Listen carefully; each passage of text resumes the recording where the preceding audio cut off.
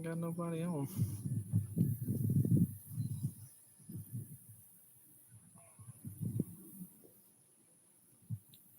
Well, looks like we got somebody on. What's up, 805? Barbecue Junkie is in the house. I figured he'd jump on first. He's number one. Hang on just 1 second. Let me check my fire.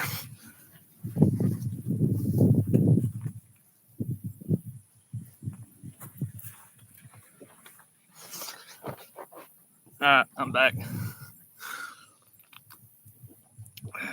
I'm getting a little bit too much white smoke up there. I like a little bit, but not a whole bunch. Mike, what's up, man? I've got a pork butt video that I'm filming, and I got some ribs for 4th of July tomorrow. Or doing our 4th of July tomorrow.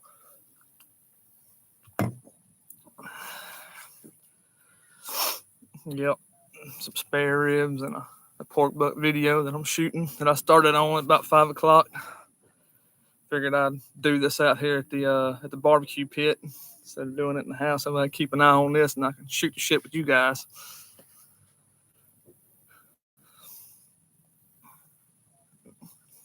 I was talking to Mike on his last night, running back and forth from work, and then jumping on the live chat when I could.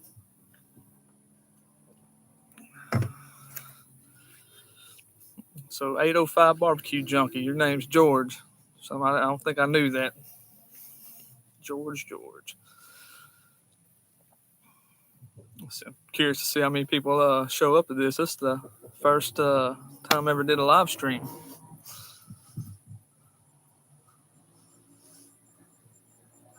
10-4, you got my number. Cool. Up. Triple B done ratted out your secret identity. Which we all know Triple B's Mike Bowman.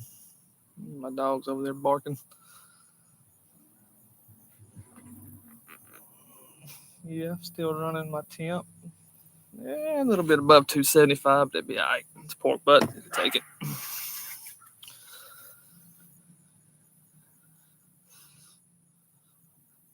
Georgian, English, or Spanish, it doesn't matter. Well, I don't talk Spanish, so it's Georgian and English then.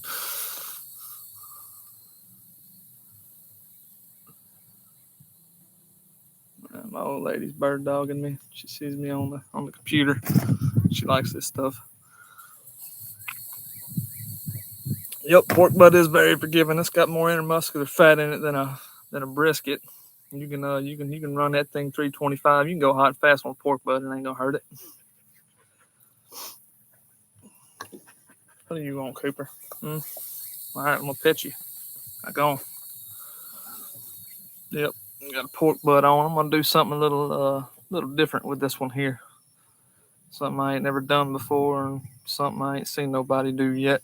So maybe I'll be the first to start some kind of fad or something. I live in Bleakwood, Texas, out in the sticks, out in the country out here. We living that country life.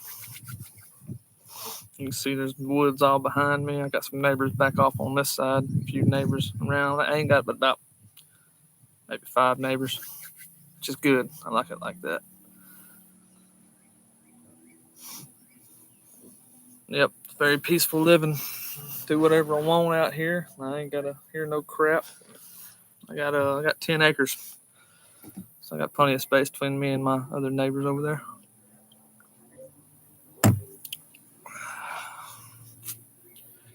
Yep, got a bunch of chickens and horses and everything. Got a little farm over here.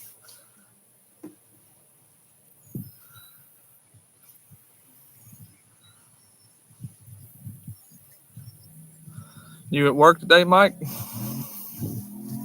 You working days? You working nights?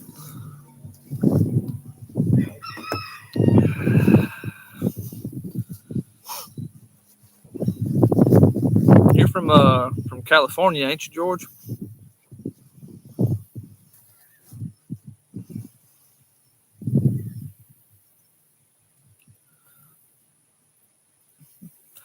Yeah, I've got a lot of trees on my property, but I won't cut them up till they fall down. Try to keep shade out there for the horses in the pasture. But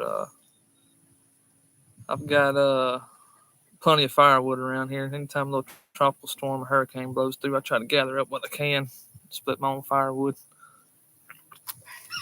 Keep some good seasoned wood on hand. I got plenty to last me for this year, that's for sure. California.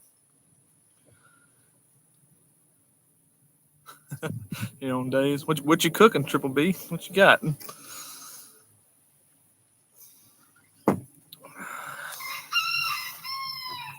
Probably over there stirring the pot. Make sure you don't burn whatever it is you got cooking. Yep, California. What part of California you live in? Ah, you cooking breakfast. Ain't nothing wrong with eating breakfast for supper.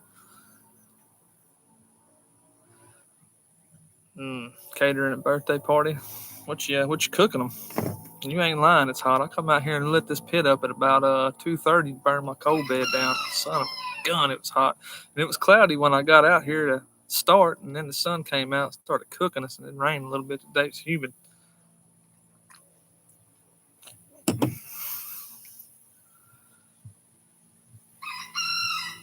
Santa Barbara, California. You a 49ers fan? Some tacos. All right.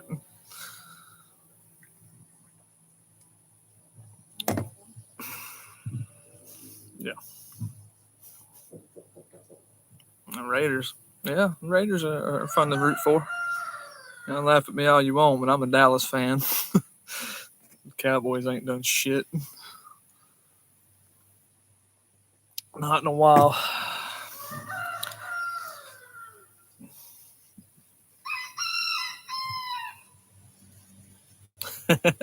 Yeah. Well, I didn't pick up on that. Dumb moment for me. Yeah, he's always got that Raiders hat on. Hey, I like the Saints. I like rooting for them. Them Saints, Drew Brees and them. Hey, man, they were pretty lit. I don't know what they're gonna do now with Drew being gone, but I definitely enjoyed watching them. Watched them for a long time since I was a kid. I got a lot of friends and friends of my dad that lived over there in Louisiana. They was all big time Saints fans. But me, I'm a Dallas fan. I like them Cowboys.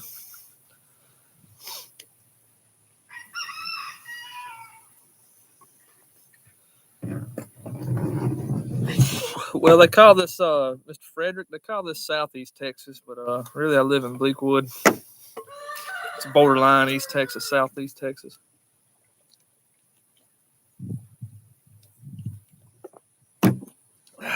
We get that hydration in, guys. You can't be getting dehydrated out here. You got to drink your beer. Yep, go Cowboys. Hey, y'all ain't the Aints no more. You done got your Super Bowl. You can't be the Aints when you won your Super Bowl. Y'all definitely contend every year. With Drew, I don't know what y'all gonna do from here on out.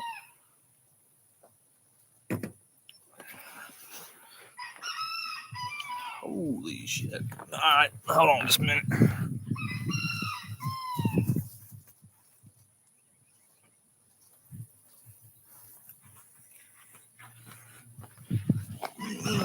My fire was getting just a little bit hot on me. I had to close that firebox down a little bit. Team Roper. Hey, that's cool. I got horses and stuff. I ride my horses. I don't rope off of them. I used to rope and work cows off my mare a long time ago. I was young to do that shit.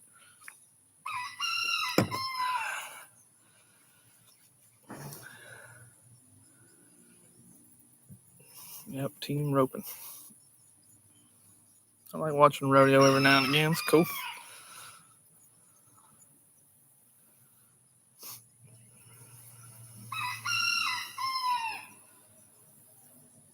Yep, it's cool. You got you some bacon cooking, Mike, or what?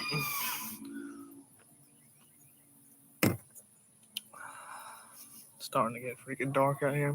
Bought me some lights off of Amazon. I'm gonna try it here in a little bit. They might be a little bit too bright.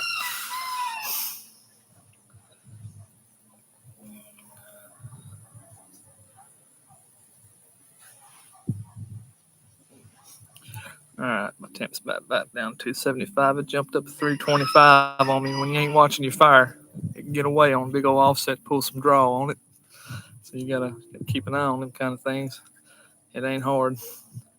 Been used to running them little small stick burners. They really don't get away from you, but it's hard as hell to keep a coal bed contained in them. But these big old sons of guns, it ain't hard. It'll run away from you in a heartbeat. Especially as that wood starts getting drier. I don't cook very many rib tips, man. So I went to HEB over here in Texas. I work over in Port Arthur, and I always buy the whole spares. I buy the whole spares and trim them down how I like them. And I take the rib tips, tip part of it, and I put it on the smoker for a little bit of. Excuse me. Put it on the pit for a little bit of snack. I actually got 2 whole racks of spare ribs on there right now for 4th of July tomorrow. And like I said, I put all them trimmings on. What I don't want for sausage, I put on there on the pit, and I got some rib tips on there for a little snack. I don't buy rib tips. I know what rib tips are, but I do trim them off of my spare ribs. I do full spares. I don't buy St. Louis style no more. If you go to the store, buy you the whole spare ribs and trim them down to how you like them, and it's a lot cheaper than just. I think probably about $1.25 a pound cheaper if you buy the whole spare versus the St. Louis cut. I got that in one of my. I got a couple spare rib videos on trimming them and all that. Not to say I don't eat spare rib tips. They are good. I got some on there in a minute. I'm going to pull off in a little bit. Matter of fact, I'm going to check them suckers right now. I'm hungry.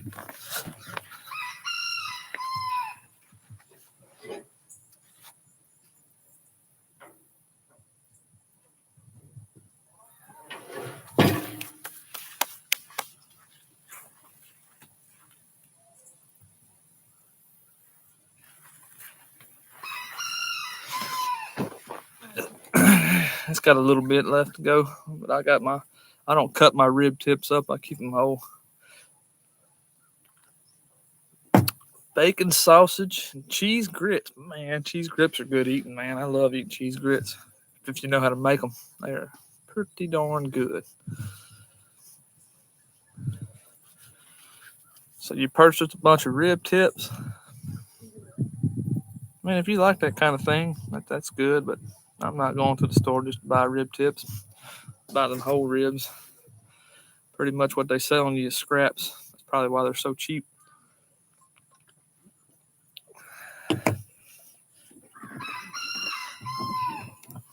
Sturdy up my table a little bit. I apologize for that.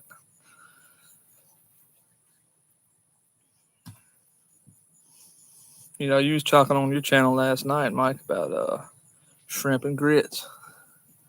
Or no, you was talking about New Orleans shrimp. I was freaking wanting to. I was gonna say in your live stream last night, man, shrimp and grits is pretty awesome too. If you know where to get some good ones at.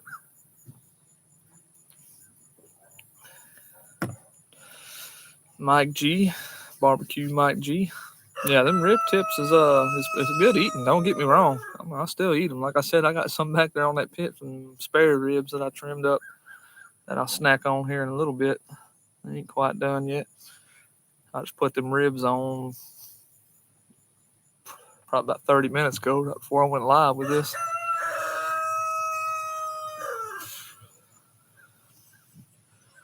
Oh man, don't be scared of brisket. That's easy. I got a how-to video on a brisket. It's very detailed and goes from start to finish. It's kind of long. I do put long content out there, but I like to show everybody what I'm doing. A lot of people on YouTube don't put a lot of fire management in their videos, and I put it in there. That way it helps somebody else. You seen it? Look, man, it ain't hard. What are you smoking on, Frederick? Panchucko, what's up? Yeah, that's the way to go, Mike. You got you a shrimper on a dock. You can get hooked up. My dad's friend used to be a shrimper. He used to hook us up all the time, man. We go right down there to the dock and get it. That's awesome when you got that kind of hookup. Keep them coming, huh, Jay? I'm going to keep them videos coming. Matter of fact, I'm actually filming tonight. That's why that pit's lit up back there. I got a video going tonight. I'm getting behind. I'm down to one video. I normally stay about 2 or 3 ahead. So I've been working nights for the last 2 weeks, and I don't want to get behind on my videos. Damn, you 10 minutes from the golf, Mike. Shit, man. 10 minutes. You got you a pellet cooker, a Kamado Joe, an old Crunchy Brazos, DLX, and a Weber kettle. Man, you got a pellet cooker. You could smoke that brisket on a pellet cooker real easy, man. I smoke my briskets by feel, but you know, you put your temp probe in there and feel for tenderness. It wouldn't be hard. What kind of pellet cooker do you got?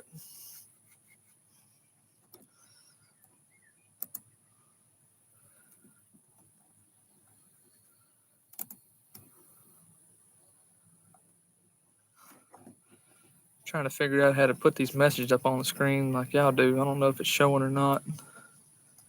It's the first time I ever did a live stream. Yeah, I guess it's up there. Pit Boss. So I had me a Pit Boss, and for about 3 years that I fooled around with when I was working turnarounds, didn't have time to mess with stick burners. I actually cooked a bunch of stuff on a Pit Boss, and then later on bought a Rectech, and I mean, pellet grills are limited on smoke flavor, but they're very inconvenient, and you can cook all kind of things on them. And I got pretty good at cooking on them, and put out some decent briskets on them. So man, don't be Frederick. You can cook you. We can cook. You can cook you a brisket on that Pit Boss. The only suggestion I make on it is to elevate it, put it on your top rack. Don't put it directly over that fire pot. It'll burn the bottom of your brisket, or at least that's what my Austin XL did while it was running. It didn't last but about 3 years. It's done rotted and broke down now. And yeah, we'll quit talking about your insecurities. My bad, man. I'm just trying to pump you up, man, and get you in the brisket world, because once you figure it out, dude, I'm telling you, it's easy, and you'll put some good product out.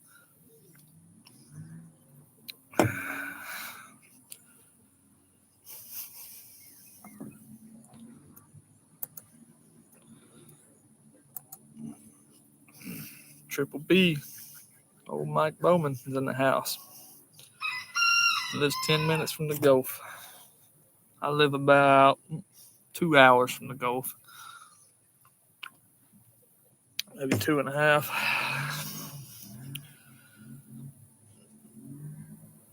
Oh, we got 6 people in here. Holy shit. I'm getting big time now. Getting big time. All right. My temp's back down to 275. Had an immature moment there for a minute. My shit jumped up. You gotta be looking at your fire, looking at your temps. Y'all see that smoke up there? That's good smoke coming out. That's what you want.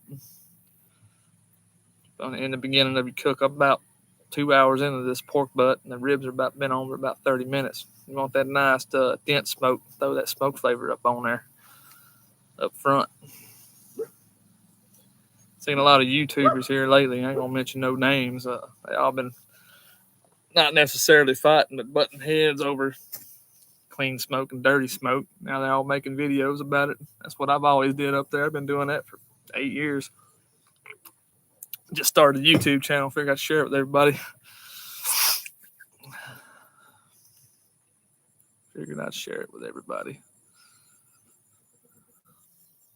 Come on, Lone Star. Income dogs.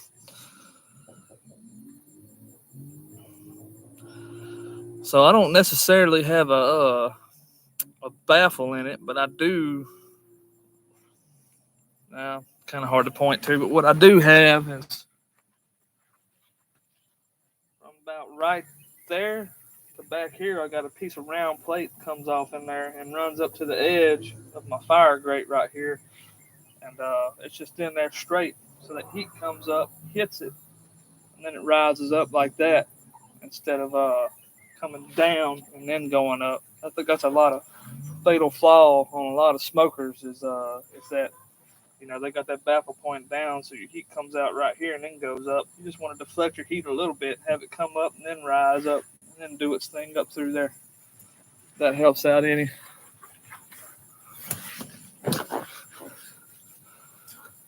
So I mean, it's got a plate on it, and I've actually got that plate in there seasoned up where I can sear steaks on it and do things like that. Set a water pan on it too if I want to. It's kind of one thing I noticed with like the mill scale smokers and all that, which they got a way bigger plate than theirs than what I got in mine. I kind of shortened mine up because I wanted to optimize my cooking grate. So I mean, pretty much where you see that little silver handle back there, from right there all the way to the smoke collector, I've got about a little over 3/4 of my grate that evens out on that right there. I know it's hard to see in the videos, but you can see how even the temps are. They're both running about almost 275. And that comes with good airflow and good draw. I built that pit myself and put a lot of thought and time into the design of it and airflow and all that. Put the oversized firebox on it where I can scoop my fires front and back. And if I had a complaint about that pit, sometimes on a windy day, uh, is I think my stack's just a little bit too short for a windy day. It'll blow it out. I may weld about a foot of stack on that thing one day, but during the summertime, it's doing great. And that's just a minor complaint. Nothing real. Not a deal breaker for damn sure.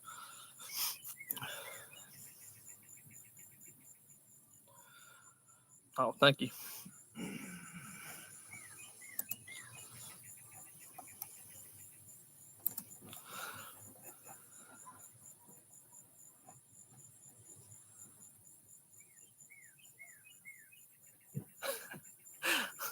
The same size as your Oklahoma Joe. That must be a big old Oklahoma Joe. That's a 250-gallon offset smoker. Yeah, that's a 250-gallon offset smoker.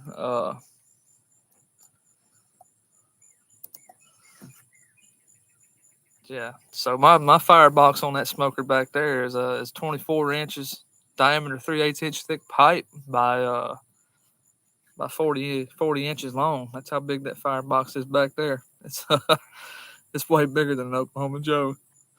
I looked at them Oklahoma Joes a long time ago, back when I used to smoke on cheap smokers and stuff, and I never purchased one. I ended up just getting a dead gum char griller back in my earlier days of smoking. Oklahoma Joe would probably been way better.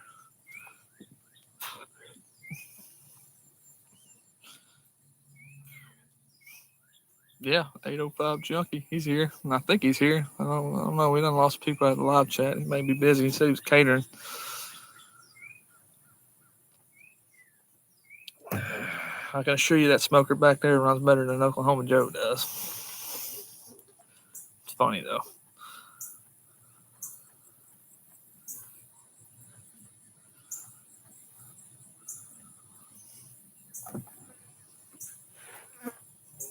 Still got some good heat going on. As much as I hate this heat right now, one thing I can say is that it's helping me get a lot of burn time out of my wood. Normally, in the wintertime, I was having to manage them fires about 45 minutes to every hour. Here in the summertime, it's about an hour and a half, 2 hours. So I ain't gonna complain about that.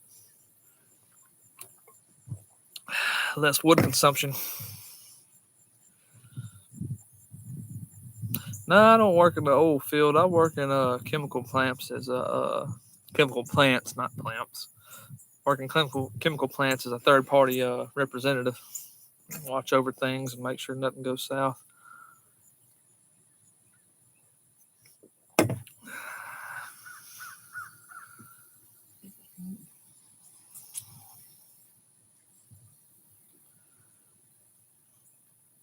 If I'm not mistaken, I think some of these guys in here, Mike, you work in the old field, don't you? Triple B barbecue.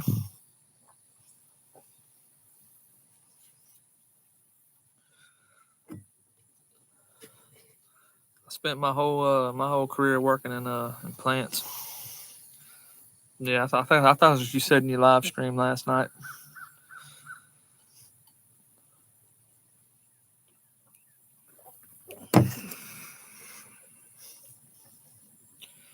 Ooh, we're running out of daylight. But I am enjoying this nice, cool weather. Oh, P Digits. P Digits is in the house. What's up, P Digits? Thank you. P Digits is in Smoking Joe's barbecue pit masters, man. So is Triple B. Y'all guys need to go check that out when that drops July 7th, I believe, is when it drops. I'm gonna go check it out. I'm a big fan of Smoking Joe's and big fan of all you guys.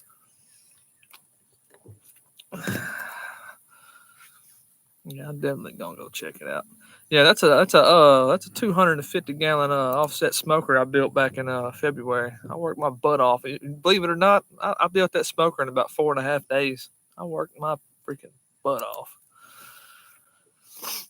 I bought me a little cheap welder from Harbor Freight, which I know how to weld. I've been doing that crap for years. But I bought me a little cheap Harbor Freight titanium 125 welder and got me an adapter plug and put it in 220 on my generator. And we went right along with it. The day I decided to build that deadgum pit, deadgum cold front was rolling through. The wind was 20 miles an hour. Some of the welds don't look that good on it, but I didn't want to go back, especially on a door. I didn't want to go back and fix them and bow my deadgum doors out because they didn't bow when I cut them. So I just left it alone, add to some character.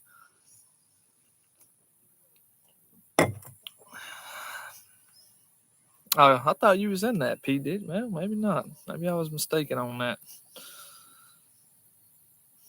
Thank you. I will. I'm gonna keep trying, man. The whole reason I started this YouTube channel was to show everybody everything that I do. I'm talking about to get down to and the algorithm's probably kicking me in the nuts on it because I ain't been getting as many views here lately, making long ass videos. But I wanted to take and show everybody exactly what I do, from fire management to meat prep, the whole 9 yards. That way, people that don't know how to do it could do it because I learned through trial and error. And through trial and error, and I screwed some meat up, man. My first 5 or 6 briskets were freaking horrible. They were horrible on a deadgum old cheap char griller. But that's the reason I wanted to start this channel, is to show the guys, show everybody exactly how I do things, and maybe it'll help somebody out. Maybe it'll help somebody get big time. I want everybody to make it big, man. That's right. Your competitor dropped out. I don't remember what the name of your competitor was, but I remember y'all talking about that on Smoking Joe's live stream the other day. So I got a pork butt and some spare ribs on there right now. The pork butt's actually for a video that I'm shooting, and the spare ribs are 4th of July tomorrow. A lot of people don't know it, but you can take your spare ribs and you can smoke them about a day ahead of time, and you can rest them in the oven at 170, or I might put them on my big custom built pellet smoker and rest them at 140 for about 12 hours if you want to, and them ribs will turn out just fine. I think, a matter of fact, Chud's Barbecue, he made a video on that here a while back. But you can't do that with your ribs, and I've been working nights, so I got to transition from nights to days and then go back to nights, Tuesday night. So I'm just going to smoke. I plan on being done with that pork butt around 1 o'clock in the morning and everything else. And I put it all in my oven and let it rest overnight. That's one last thing I got to slave around in the heat for tomorrow for my 4th of July cook. And as far as my wood, I'm using red oak. Using red oak today, or tonight, or this evening. It's just something about that red oak, man. I can't quit coming back to it, man. That stuff's good. I tried some post oak here a little while back. I wasn't a big fan of it, but that red oak, man, it's got something different about it. It's got a good flavor. Yeah, that red oak, man, I'm telling you, that's where, especially on beef, man. Red oak on beef is awesome.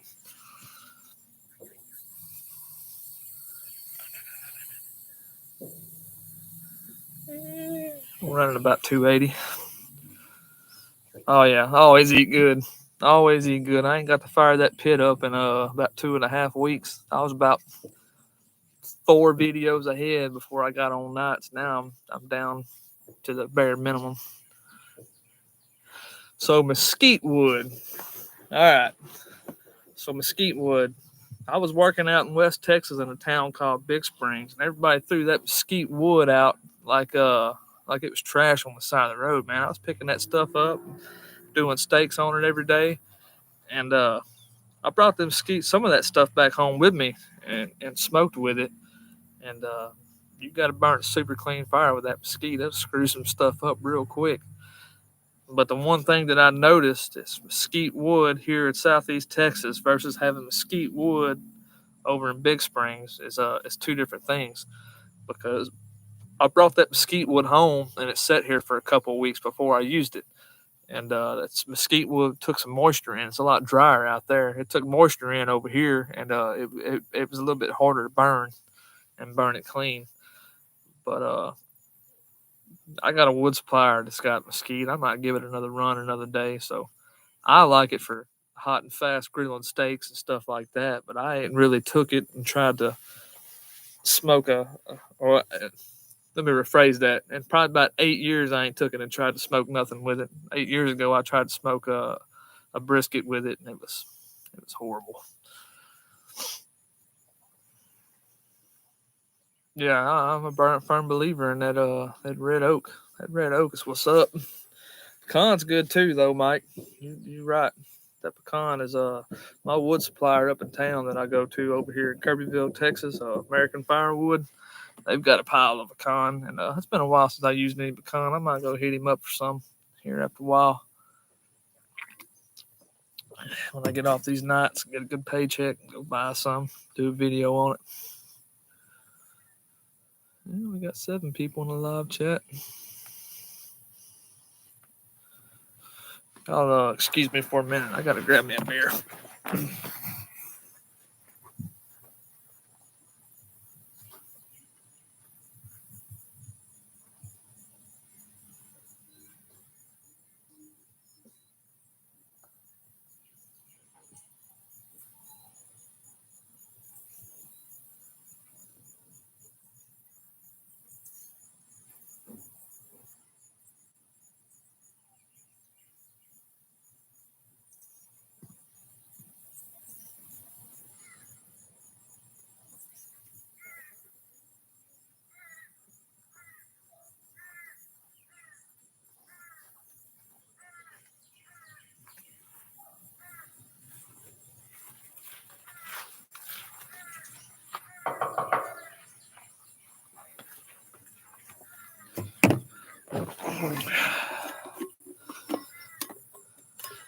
How much does red oak cost?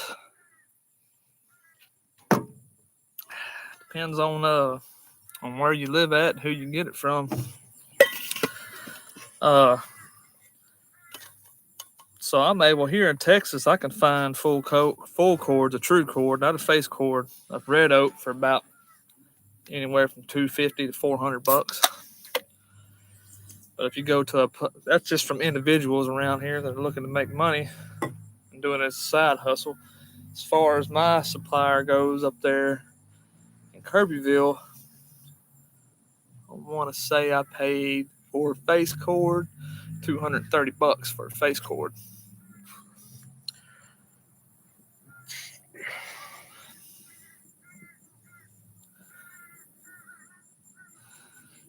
So what is a face cord? A face cord is a face cord is a 4x4x8 stack of wood, if I ain't mistaken. That's what a face cord is, and a true cord is actually double that. That's what your split's being cut 16 inches. My first brisket would challenge a Flintstone to a chip. Have you ever smoked a brisket before, PGs? Smoking brisket's easy, guys. I'm telling y'all, when you get the hang of it, it's easy.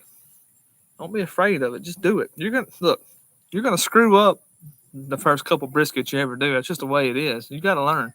You don't make good barbecue without making bad barbecue. It's just, fire your pit up and go for it, man. Don't be scared.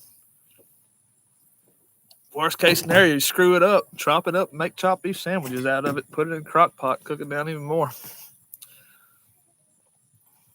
Oh, you're gonna drop your brisket video Monday. I'm gonna be looking for that. I want to see it. I hope you killed it. y'all got the luxury of having YouTube to smoke. You know, y'all can go to these YouTube channels and see all kind of stuff. Back when I was learning how to smoke brisket, man, there wasn't nothing to watch. I had to learn that crap through trial and error. Triple B, where you getting your wood at, man? That's cheap. That's dead cheap. You got a good supplier. I'm pretty sure. I mean, I ain't went and bought nothing from my wood supplier over there for a while, but I'm pretty sure all his stuff probably went up with gas prices going up.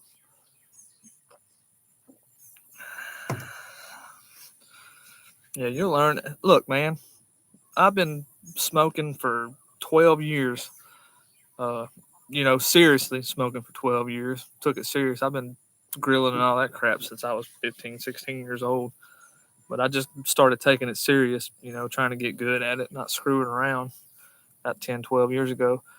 And I learned something new every cook, man. Every smoker is a different challenge. Every piece of meat is a different challenge. Not one piece of meat's the same as the next, man. That brisket video I dropped the other day, I was happy with the way the flat turned out on it, but I was not happy about that fat not rendering down in that point. That's the first time I had that happen in a while. But that deadgum brisket just had so much deadgum deckle fat in it. It was unreal.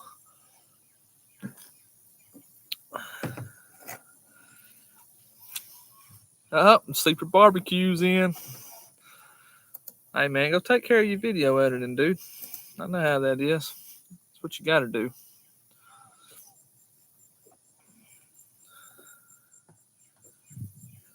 Yeah, hey, triple. Look, Mike, in Texas, it's the same way. You just got to get on Facebook Marketplace and find it. But the one thing I could say about that American firewood is that they're consistent with all their cuts. Everything is exactly 16 inches. All the wood's consistent, and I do like that. That's very convenient. Versus when I buy from an individual, I'll get some big chunks, some skinny chunks, and all of that, and I deal with it, you know. But I pay a little bit more for some quality. But I bought a whole cord of red oak from an individual back in February. It's supposed to be seasoned wood, which I kind of knew that it wasn't going to be seasoned wood, and got it here, and it's just about ready to burn now. After about sitting it out and letting it dry out, I palletized all of it, stacked it in a way that it'd dry out. But yeah, your wood, the real secret to good barbecue is starting out with a good wood and proper fire management. You can do whatever else everybody says is secrets, but that's the real secret to good barbecue is proper fire management.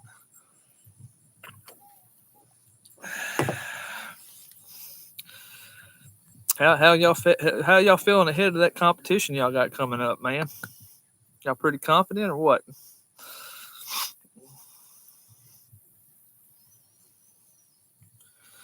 I think let's see, make sure I didn't miss no comments. All right, I got the face cord. All right, Pancheco's a sleeper. Hello, sleeper barbecue.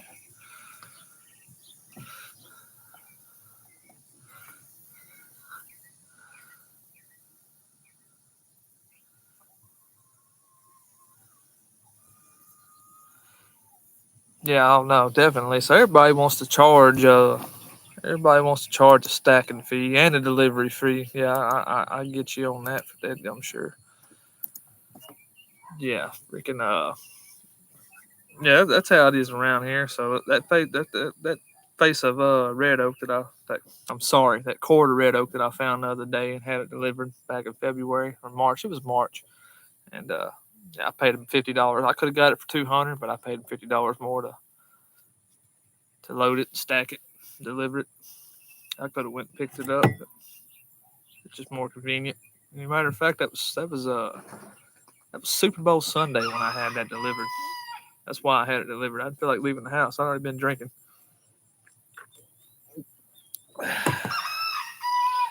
Yeah, definitely. That Brazos is a small pit. That's a lot of mistake that people make also is putting proportionate wood on your pit. So I had an old country Brazos. I recently sold it to fund a 500-gallon build. But the splits I like to put on there were about 2 inches thick and about 8 inches long. I did some videos on it, but that's back when I wasn't taking YouTube shooting serious. That's back when I was filming all that stuff on my cell phone. But I actually cut a deadgum smoke collector and built a smoke collector in on that Brazos and had it running good. It was a good freaking pit. It was running good, but after using this 250-gallon smoker, I wasn't firing that Brazos up again. So I sold it to a good buddy of mine where he can go and put it to some good use.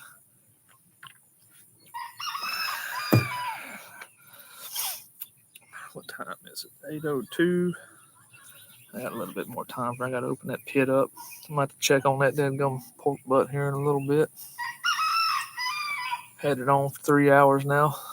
I ain't gonna open it up till 4 hours. When you put the big piece of meat on there and you run a real low and slow fire, you don't want to open that pit up any more than what you got to.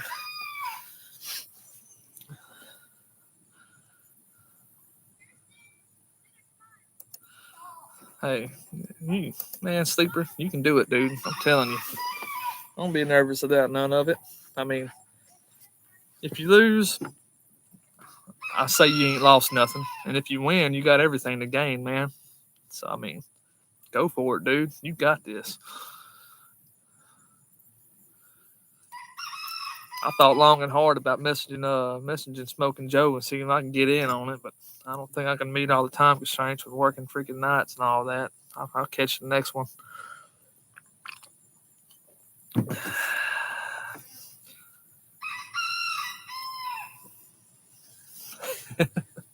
I mean, look, man, you can still cook some good meals on that Brazos. The most I ever put on that Brazos that I had was 2 briskets and a couple of racks of ribs.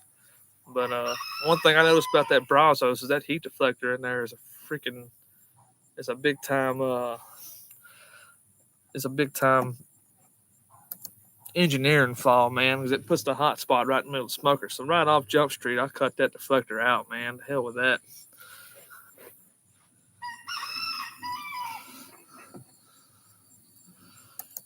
Yeah, I'll see you in there, P. Judith. I might hop in that next one too, depending on if everything shakes out right.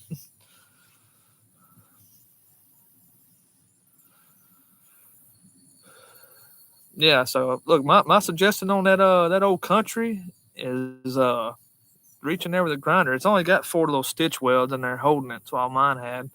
And don't worry about the weld up on the wall. Cut those 4 little stitch welds. Take your deadgum crescent wrench, tighten it down on there, and bend that sucker up.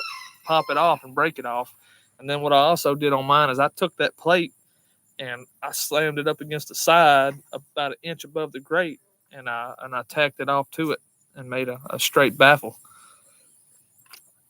Matter of fact, I got videos way down on my channel. That's some of the first videos I ever did of all that. If you want to go and look at that, it'll help you out. But you got to get that baffle out of there.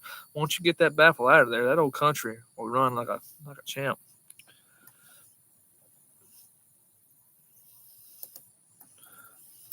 Yeah, went fast. It always does. Everything comes fast at you, especially in the YouTube world.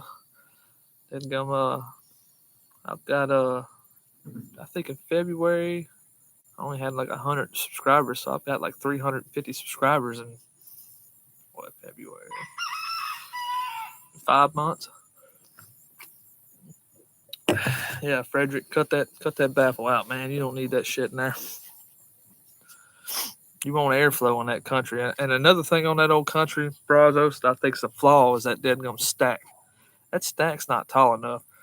The first thing that I did on that, see you later, sleeper man. Take it easy. Good luck. The first cook I did on my old country was it was windy, and that son of a gun blew backdraft through the making sure the temp didn't jump again.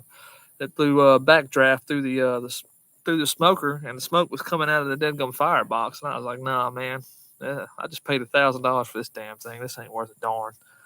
But like I said, I put a smoke collector on it after doing them mods on it, and them mods didn't cost me nothing because I already had some steel and stuff laying around here. I welded that sucker on, and it ran like a champ after that. It was like a little mini mill scale smoker.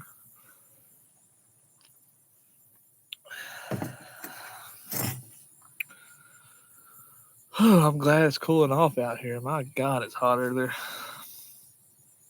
It was hot. I've been going for 45 minutes. I'm gonna start doing more of these live streams, man. I think this would be a good idea for like a deadgum podcast or something called the Pit's Lit, and sit out here and just smoke stuff and talk to people. I think that'd be pretty damn cool. I can ever get up there and be big.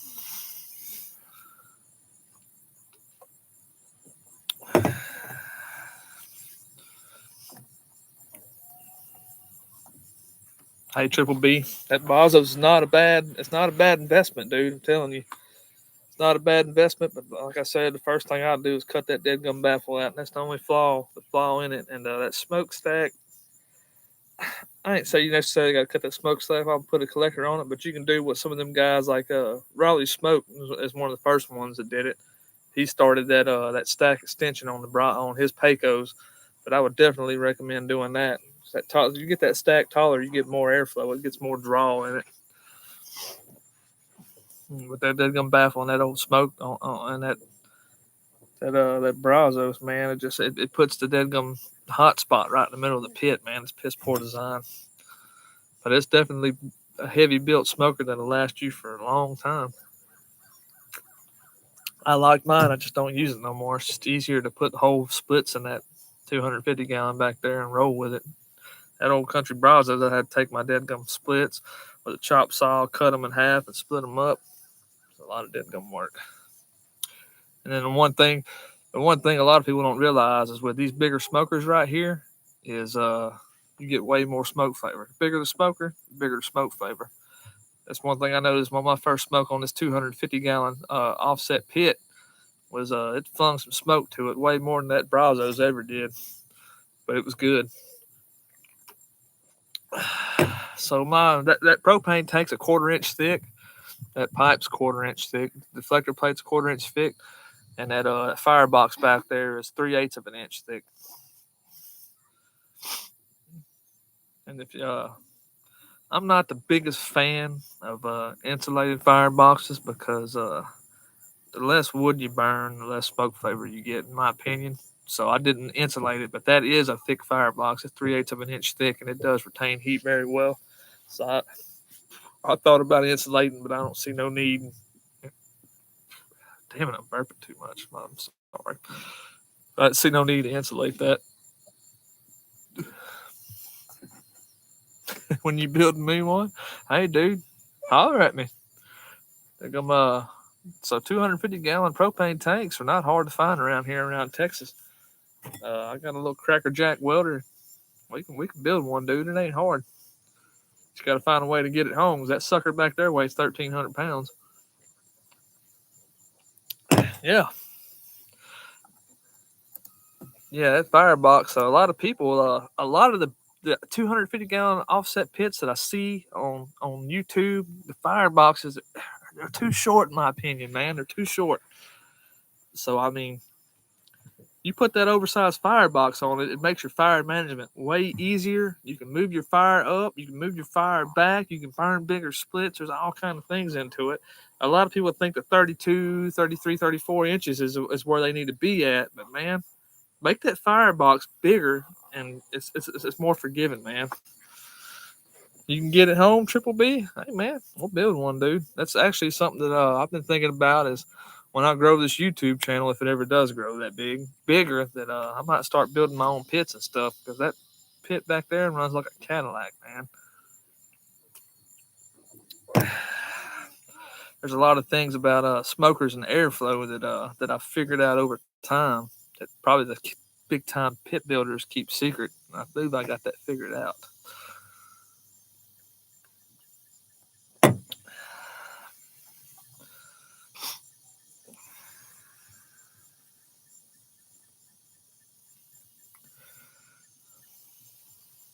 Cadillacs are nice. I'm not a car guy though. I like trucks. Even though I do but driving a little car back and forth to work for gas, but gas high, man. Gotta save on gas to buy more barbecue.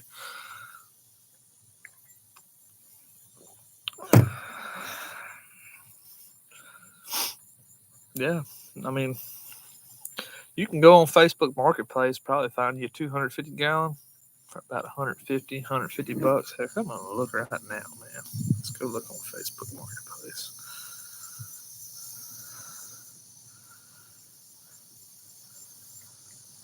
Propane. Let's go to local. So I got some 150 gallons. Somebody in Hempville wants $1,000 for a 250 gallon propane tank. Oh, it's because it's still working. Fix the safe. Dead gum, man. Here's one in Leesville, Louisiana. Leesville, Louisiana, 250 gallon for 150 bucks. That's cheap. If you was to go out and buy a 30-inch diameter pipe to build that dead gum pit, it would be, fuck, man, you probably spend about $400, $500 on that, man. That's why you go with propane tanks. Yeah, gas is freaking ridiculous, dude. That's unreal. I actually paid $4.12 a gallon last night at HEB. That's the cheapest I've seen it in a while. Leesville, Louisiana is a long ways away from you, Mike, but that would be what's up. And it's got them short end caps on it like my smoker does. If you do build one, you want one of them short end caps on it. It maximizes your grate space. So yeah, you can get your propane tank for at 150, 200 bucks. I definitely helped build one. I like doing stuff like that. I like welding and fabricating. That's what I came up doing in construction, fabricating. For 120 last night, South Carolina, that's pretty steep, man. That is very steep. The good thing about where I live at is we got all the chemical plants that make the oil and gas down here. So gas is a little bit on the cheaper side. A little bit on the cheaper side, the refineries.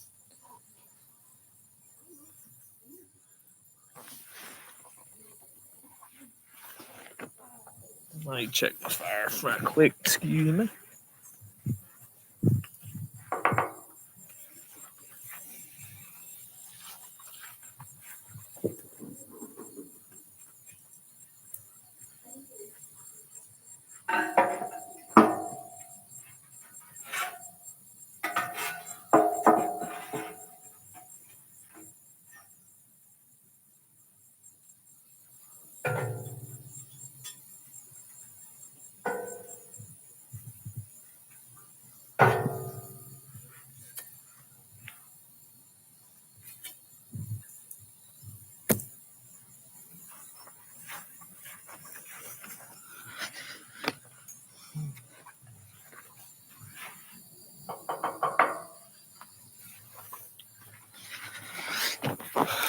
All right, I'm back. I had to tighten that fire up a little bit.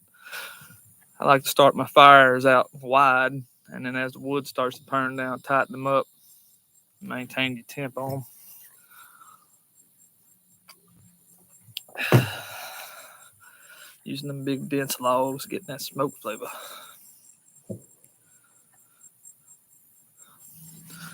Yeah, I'm starting to catch a little bit of a buzz.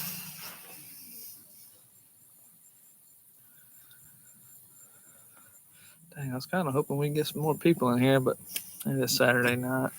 People probably doing stuff, busy. The beverage, Bud Light, what I be drinking, man. It's my beer choice.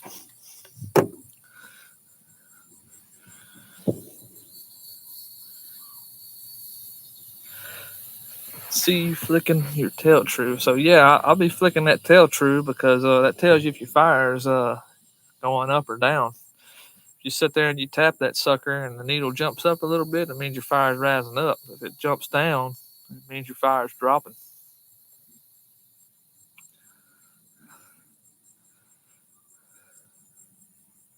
What kind of thermometer are you using, Frederick?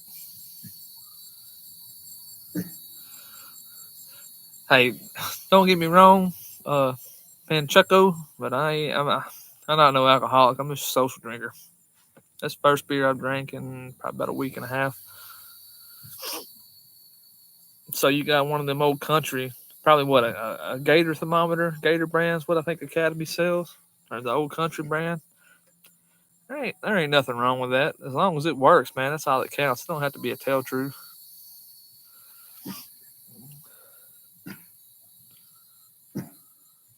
Old Triple B, he's eating, son. You getting him something to eat. He ain't talking much.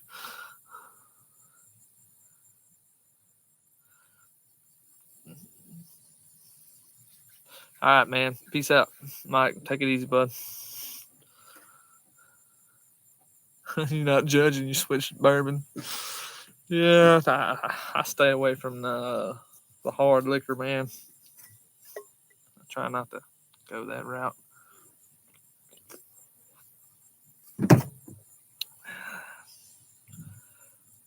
Every now and again, if you're doubting if your thermometer's not working right, just either stick it in some boiling. Yeah, the best thing I do is stick it in some boiling water. If it reads about 210, 212, then it's calibrated. That's what boiling water is. I ain't calibrated these since I put them in. Yep, my temp's back up to 275 now.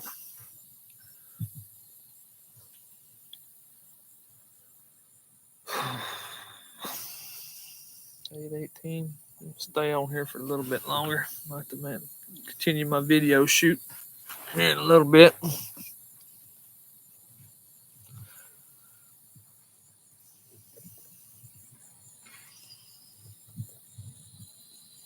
I was on freaking Chud's barbecue live chat the other night, and one time he almost had 1,000 people on that chat at one time. But he talked to me.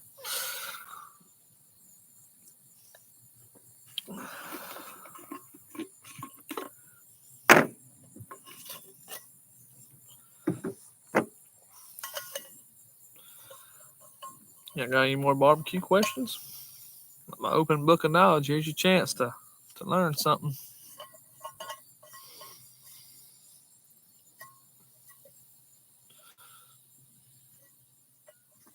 My brother's on the chat.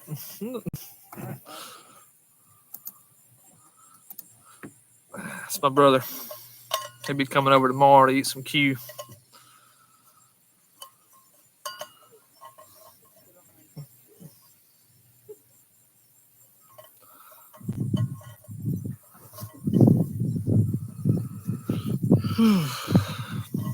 It's cooled off out here quite a bit. Thank God. All right, P. Digits, take it easy, man. Happy 4th to you, too. Trump Master, what's up, dude? What are you doing? What's on the menu? Yeah, I got some ribs and a pork butt video I'm shooting.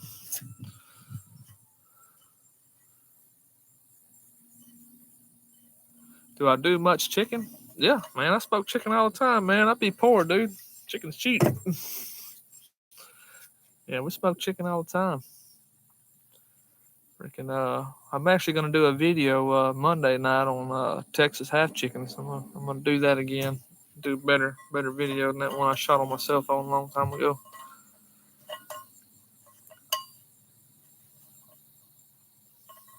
Where am I? I'm in Bleakwood, Texas. Bleakwood, Texas. Out in the sticks. Thank you. Yeah, I built that smoker back there. It's my baby. It runs like a Cadillac. A brand new one, not no old shitty one. Central Texas. You right there in the mecca of barbecue, man. So I've been wanting to make it out there to Central Texas and try some of them big name barbecue joints and see how good I really am at barbecue. Because I've done gauged everything around here in this area, and ain't nothing can touch it. You been to Franklin's or anything like that?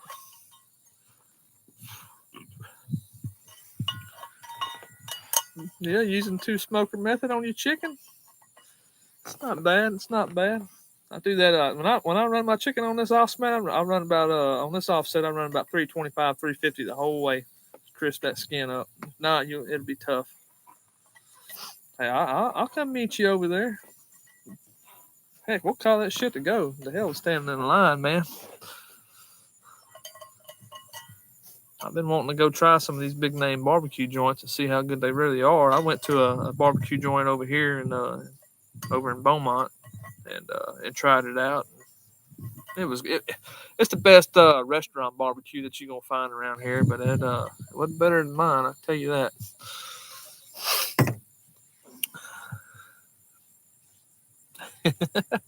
No doubt, man. Better be getting paid to stand in line, huh? Better be getting paid.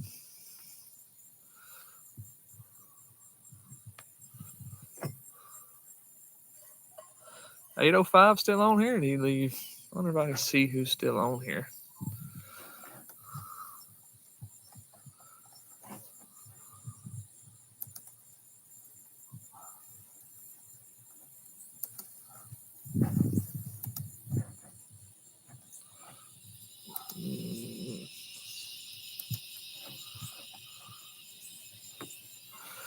Happy 4th of July to you, Trump Master. Happy July. What's your real name, dude? That way I can say I can say your name. Yeah, 805 was in here for a little while, but I think he was doing a catering event, doing some tacos and stuff. Oh, Mike G still up in here. You got a YouTube channel, Mike G? Let's see. I'll give you a subscribe after I jump off of here, man. If I hadn't already done it, go check you out. Everybody needs support. Stay at home, brother. I make better cues than any place I can think of, unless a brisket. You know what? Everybody puts all the hype into the barbecue restaurants, and go support them 100%. But I've always said you can make better barbecue in your backyard. You can make better barbecue in your backyard than you can in any restaurant. But my hat goes off to them because they're putting out a lot of dead gum food, and being consistent's hard. The most I did on that one back there, probably about 3 or 4 briskets. I do plan on getting into some catering shit one day. I just got to get all my ducks in a row on it. Get a flexible work schedule.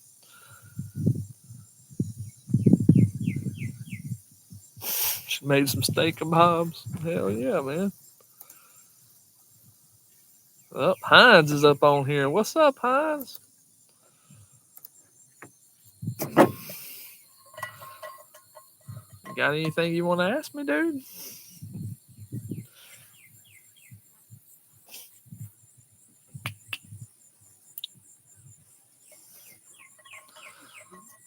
Please, can you give me a beer, please? Thank you. Oh, man. Hour and 3 minutes. Still got about 30 minutes before I got to open that pit up. I got some lights back there I want to try out that I bought off of Amazon. They had some flash sale on some HED lights, LED lights. Fire them up, see what they really do. Hell, I'll turn one on right now, see what's up.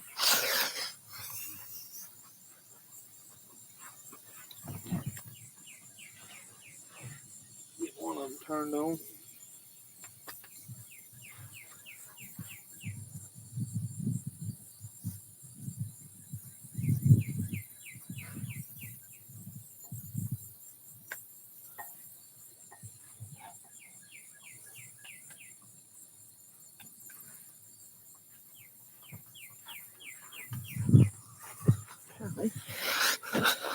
They're bright.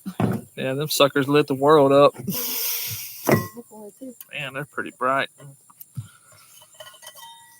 supposed to be dimmable.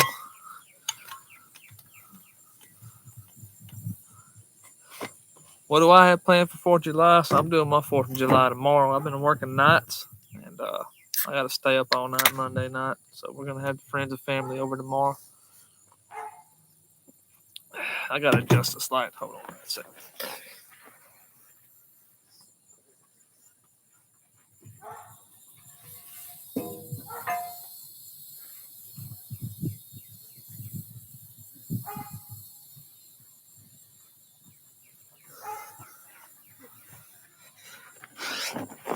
Had to get it directly out of my eyes. Damn, that light's bright as hell. But it's got everything lit up. How often do I use my other cookers? So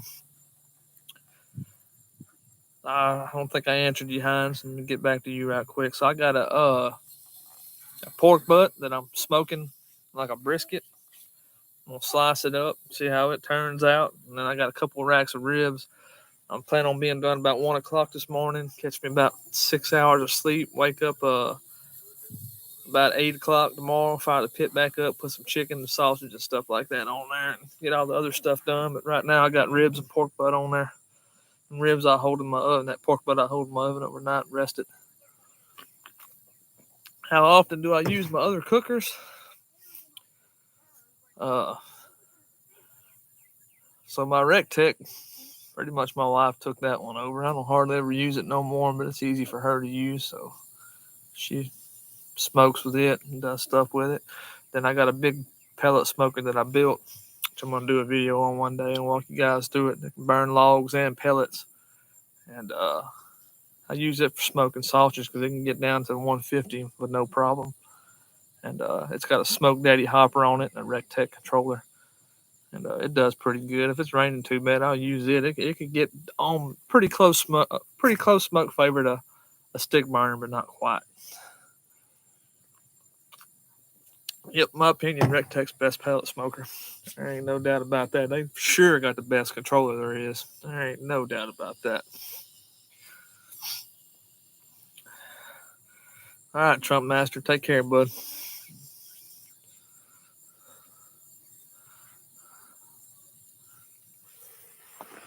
No, man, it's just fire.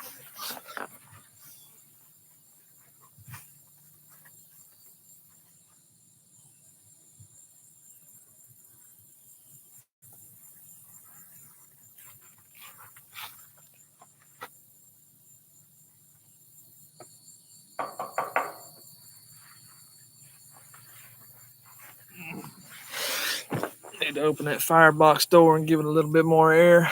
It happens. It happens.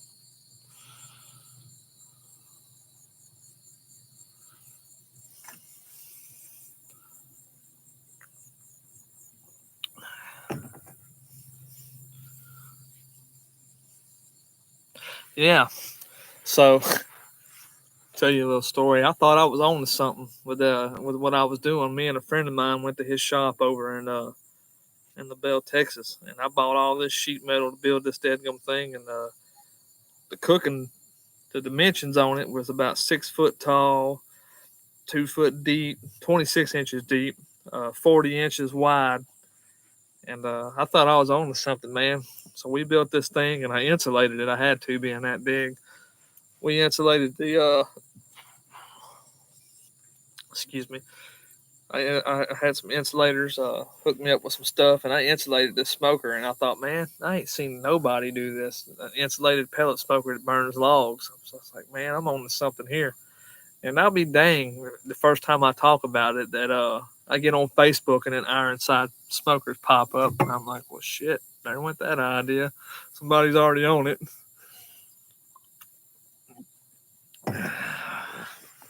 Yeah, that one I got is freaking huge. It's got 5 slide out racks in it. Each rack is 25 by 37 inches long, and I put my stack down up on the side of it where it kind of or it's kind of like somewhat reverse flow where the air hits the top of the smoker and it comes down in there like that and then goes out the stack. I mean, it's a good smoker, man. I like it. If there's too bad of weather and I got something I want to smoke, I throw it on there. And like I said, it don't get exactly the same flavor as my stick burner gets, but it gets close enough to put out a good product. So when I add a log to it, I got to kind of keep an eye on it. It'll take a while for that log to fully ignite, but it'll sit there and it'll put out some smoke and smolder on it. And once it gets lit, I got that Rectech controller on there. That Rectech controller is good about backing the temp off, so it won't get too out of whack. But I have had it jump up too high. But once you get about on that Rectech controller, once you get about 25, 30 degrees above your set temp, it starts pulsating, going off and on, off and on. It'll bring that temp down. and it does a good job of it. So it don't get too out of whack. And that Rectech controller, it'll hold the temps freaking right there on your stuff. And I've got some deadgum Tell True thermometers that I bought off of Amazon in there. They got some 8-inch stems on them. That way it comes out close to the middle, and it's pretty on point. Ever use a gravity cooker? Nah, man, I ain't never used a gravity cooker, but I did. So back when I was getting back into the stick burner game here about 2 years ago, I was working out of town. I started using pellet smokers and stuff, and I wanted to get back in the stick burner game. So I was at a academy looking at these smokers, where ultimately I bought my Brazos here 2 years ago, and I looked at the gravity smokers, man, and the Masterbuilt was the first one I looked at, and man, I didn't want to freaking pay that much money for a cheap smoker again because it was made out of thin ass metal. I did my research on YouTube. You can go look. They had to put stainless steel inserts in them. The inside of them was burning up, do quick, and all that.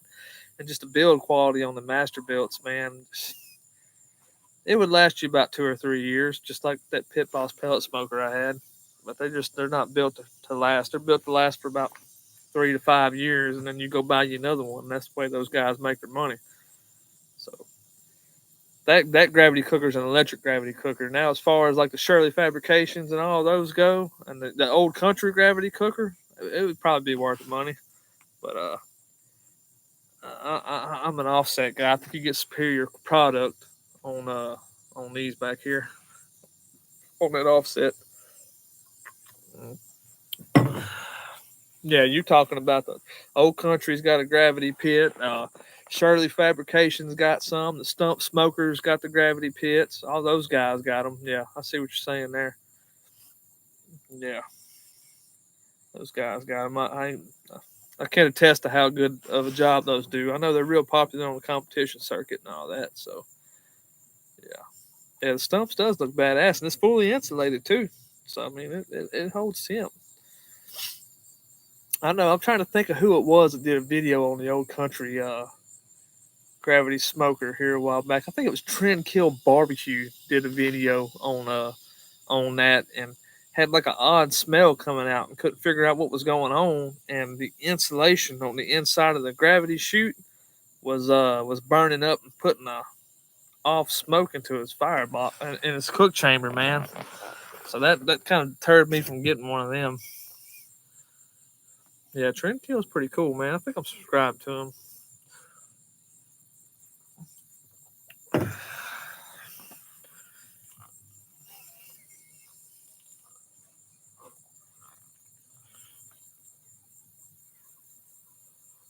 Dang, I figured we'd have more people in here than this, but it is Saturday night. Yeah, so if you go back on Trendkill's page and look, he did a follow up on that old country gravity, and you know, kind of followed some of the pitfalls in it and stuff. And Quentin Nelson, what's up? Oh, there's Riley Smoke. Oh shit, we got Riley in here. I'm pinning you, dude. I'm pinning you, Riley. Or Raleigh, however you say that.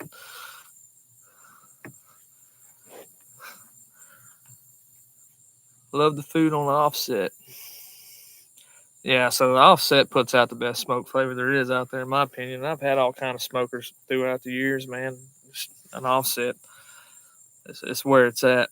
I mean, you can't beat that. The offset, you know, if you know what you're doing, you're running that offset. That's why I want to build me a 500-gallon pit here soon, because I want to. Thank you, Quentin Nelson. Thank you, man. Appreciate that. Yeah, I want to build me a 500-gallon pit soon, and you can get that going. I'm saving up my funds for that. That's my next build, 500-gallon. I want to get the catering and all that, and ultimately run my own barbecue joint one day.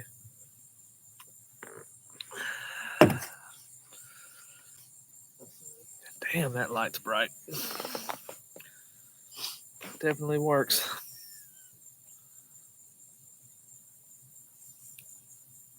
Oh, that old Panjucco, he's a celebrity up in here, man. All right, Riley. So what's cooking? So what I got on there is a pork butt and 2 racks of ribs. What's going on right now?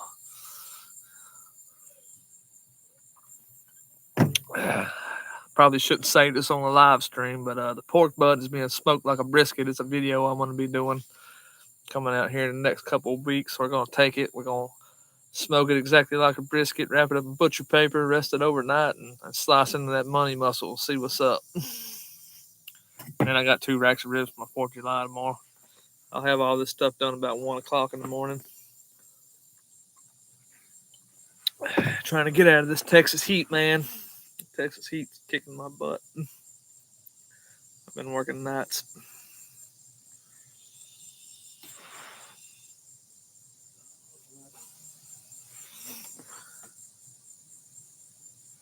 Yeah. Hang on just a second. I'll be right back.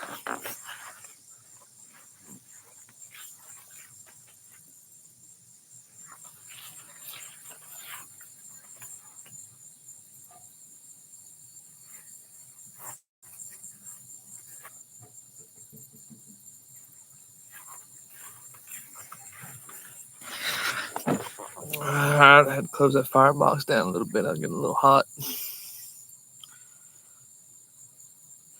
Dang, Trendkill deletes his videos?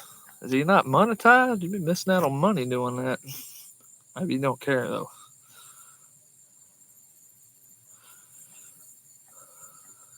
Sipping on some Julian's cast string bourbon. You're getting lit, huh? I think I'll just stick to Bud Light. I don't want to get too drunk. Fuck all this meat up.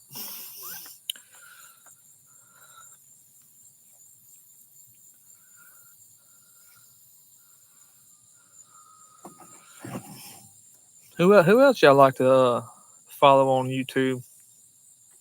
We got Riley Smoke was in here. It probably is.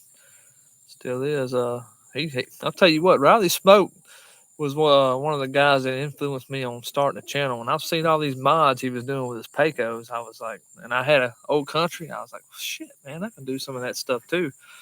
And I went out there and put a smoke collector and stuff on mine. And, he was one of the inspirations to starting a YouTube channel. Along with Chud. Chud Barbecue really got me into this. I was thinking, man, I've been barbecuing for a long time, and that dude's doing that. I can do this too. So I was like, man, I'm going to start a channel. Not as good looking and charming and enthusiastic as Chud is, but I got to adjust this lighting right quick.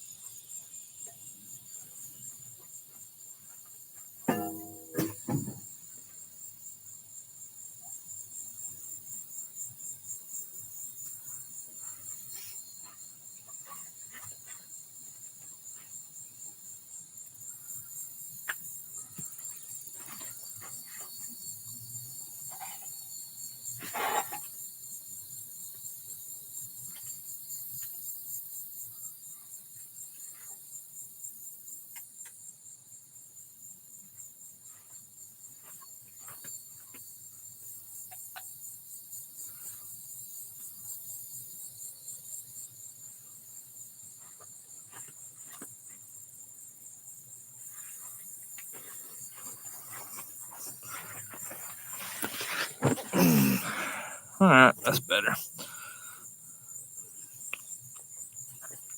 Let's see.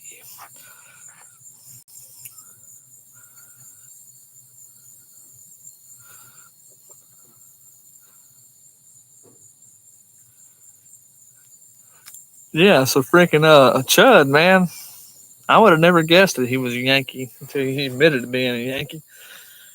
But it all kind of makes sense now. But that dude's he's awesome. Old Bradley Robinson. Do I plan on building pits to sell? Yeah, I actually do plan on building pits to sell, man. I want to get into that because I pretty much got it down how airflow and all that cool stuff works on these pits. I built that one back there, and I want to definitely start cranking out some pits. Me and a buddy actually been talking about it. he's got a bigger shop over at his place. He wants to start building them for a living, so we're thinking about definitely going down that route.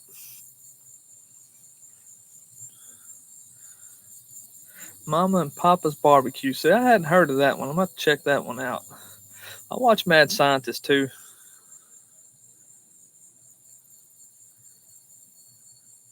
Yeah, so that white smoke does give you better flavor, but you got to be careful with exactly how you use it.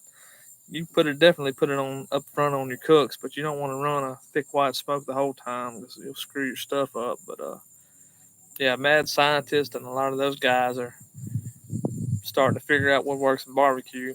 I've been doing all that stuff for a while.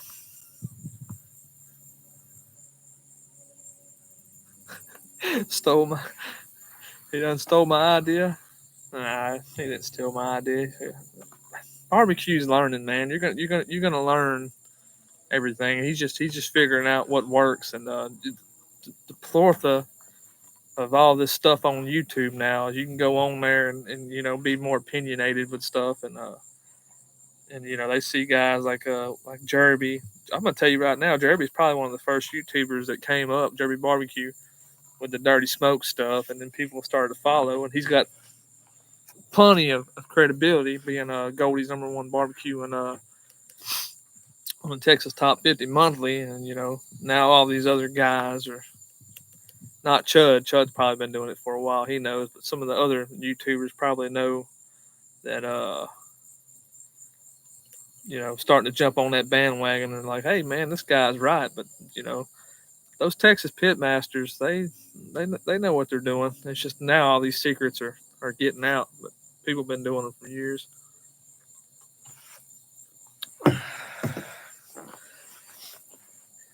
Yeah, the first 3 hours of my cook, I put some, in one of my videos, like a brisket video, I showed y'all the moisture meter, how much moisture was in the splits that I was putting on and all that stuff. And but I normally don't use a moisture meter. I could pick a log up and tell if it's green, if it's dry, if it looks heavier than what it looks like, then I'll go on with it. But my first 2 times that I managed a fire, I got them denser logs going on and put that smoke flavor on up front, and get that optimal smoke flavor on there. And I put fire management in all my videos, so y'all can go back and watch any video y'all want, and the explanations in there. Mama and Joe and Papa Joe. All right, I got you. Yeah, you definitely get better smoke flavor if you put that dirtier smoke up front. So there you go, Mike G. That's my explanation on it. But I will throw this in there. Not not all wood is the same. So for an example, if you're throwing mesquite on there, you don't want to burn that crap dirty up front. You'll over smoke your stuff. And hickory, probably hickory too. You got to be careful with that. That's the 2 strongest smoking woods, in my opinion. I've screwed some stuff up with hickory before. You got to be careful with those, but definitely a good idea with oak.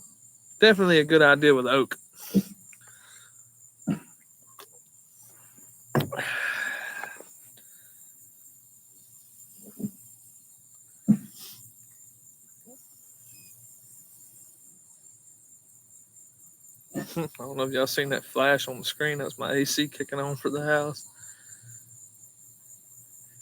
Yeah, so hickory.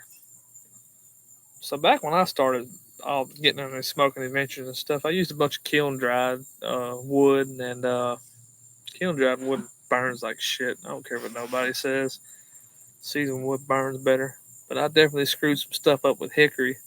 But since I eyeball that hickory when I go to my wood supplier over there, I'm gonna give it another try again. Knowing what I know now, I think I can burn a good fire with some hickory.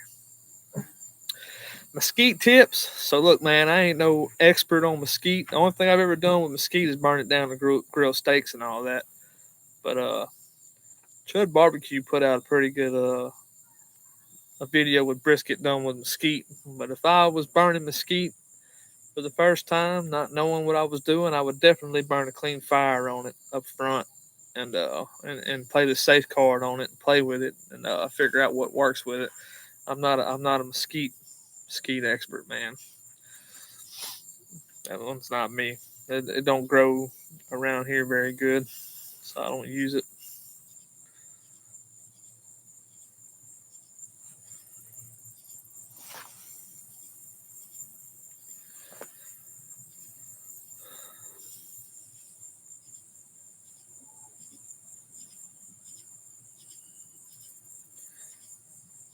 Yeah, so I mean, everybody swears by hickory. They says it's a dang good wood to use. All right, my temps are still good. They say it's a dead good. It's a good wood to use. I definitely want to try it out again since I'm better at doing this stuff than I used to be. But every time I go to a wood supplier, I'm like, yeah, I'm gonna go try something out, and I don't ever do it. I just end up buying a bunch of red oak because that's what works for me. End up buying a bunch of red oak. I actually went here a while back and I seen they had post oak. Everybody raises heck about post oak, says it's awesome and all that, and tried some post oak out, and I wasn't impressed with it. I think red oak's better.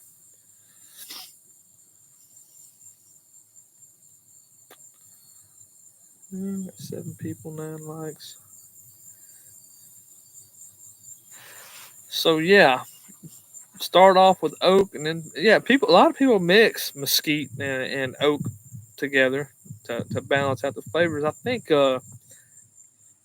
Valentina's Tex-Mex barbecue. I think that's what they do. They mix oak and mesquite together. Nobody really does straight up mesquite together.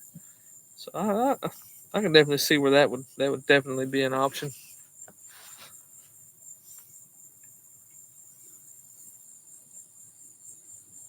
We got 8 back on the live chat. Yeah, we're getting there. We're getting there.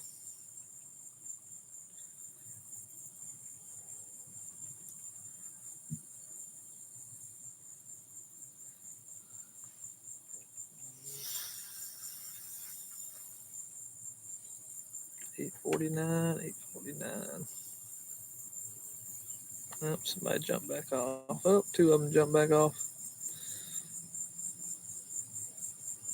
Y'all got any more questions? Got anything else you want to know? Y'all getting free barbecue consultations tonight, man.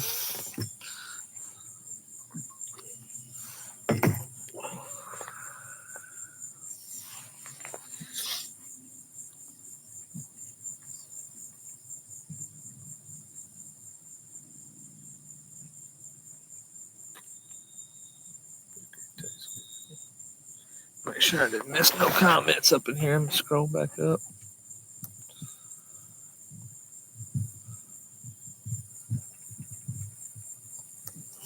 What city I'm in? Big old Bleakwood, Texas. Population of about 100. Yeah, it's probably more than that. It's actually closer to. Damn, I'm lit up like a glowing man right now. Yeah, that's better. Better camera angle. Yeah, Bleakwood, Texas. It's by Kirbyville. But I don't know what the population is. It's a small town. JL, what's up, man? Where are you from? Excuse me. I'm sorry. Where are you from, Jay?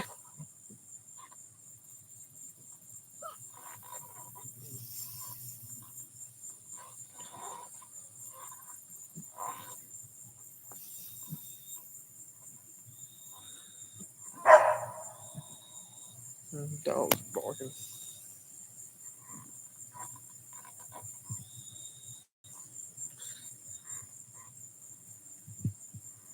Ah, you deliver Dodge at Kirbyville, so up there at yeah, I got you. In Iowa, what's up, man? In Iowa, that's pretty cool.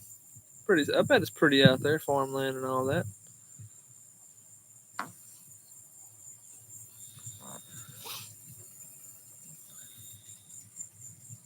seasoning blends I found recently. Hold on, my dogs are barking.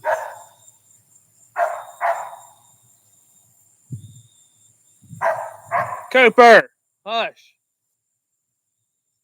Damn kids. Yeah, so seasoning blends, man. If you watch my channel, I'm hung up on the 16 mesh, Badias, however you say it. Black pepper, the Bondler seasonal salt's been my go-to, man. That combination right there with a little bit of salt and a little bit of garlic powder every now and again. I bought some commercial rubs here recently, man. I'm not impressed with them. I actually tried the Cosmos Q Honey Killer Bee rub, and it was all right. It didn't knock my socks off. A nice 250 and Buddha. You mean Buna? Yeah. So I seen that you're talking about being in Texas, right? Right up 96. So yeah, there is a 250 for sale over there in Buena, Texas. I'm trying to think of the name of the dude that builds them. I actually stopped and looked at it the other day. Anytime I see a smoker, I got to stop and look at it. It was built pretty good. There's a few things I do different on it, but wouldn't be a bad smoker to have.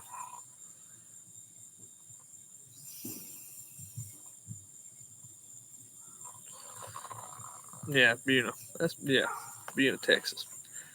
What was the name of that dude? Was it CM Smoker? Heck, I can't remember who it was that had it over there, but they park it out there on 96 by that red building. I know exactly what you're talking about. White lightning and double buttered garlic. Maybe I ain't using the right stuff, man. I'll go check it out.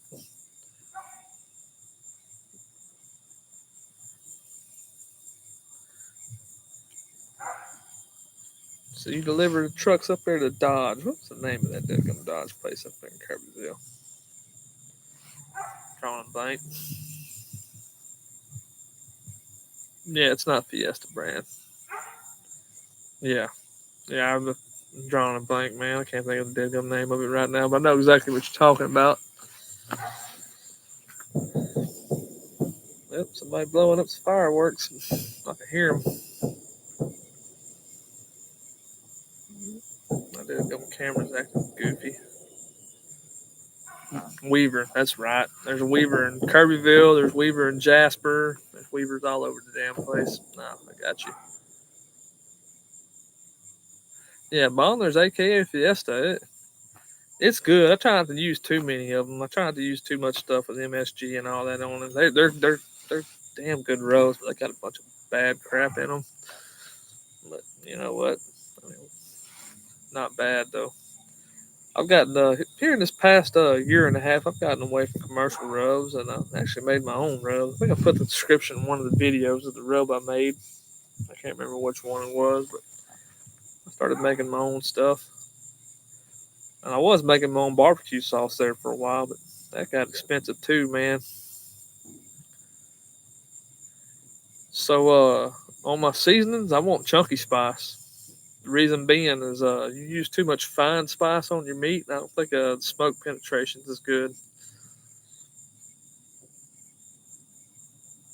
Yeah, no, there ain't no doubt. If it ain't good for you, it tastes good, Frederick. No doubt about that. There goes the 4-wheeler down the road.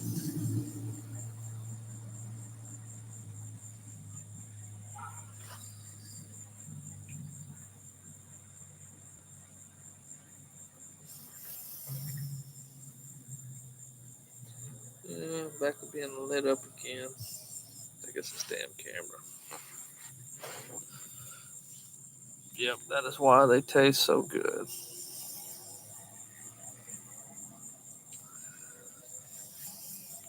PS seasonings?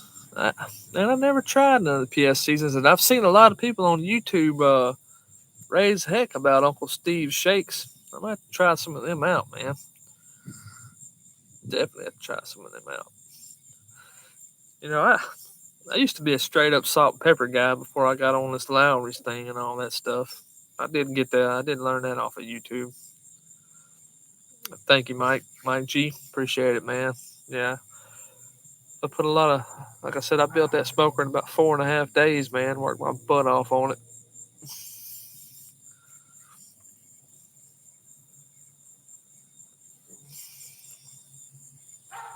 Yeah, starting to begin to get a lot of bugs out here. Smoked lamb much? Man, I'm just. Look, I've smoked lamb about 4 times, and I don't like it, man. I don't know if I'm not doing it right or what, man. But lamb just goat. I'll eat goat, man. Goat's good, but lamb that's just got a freaking taste to it that I just can't get over, man. I don't like lamb. My wife didn't like Uncle Steve's shake. Shakes too peppery. Me, I'm a peppery guy, man. I like a lot of pepper, so I might actually like that. But some people don't. Some people don't like it at all. Some people don't like it at all.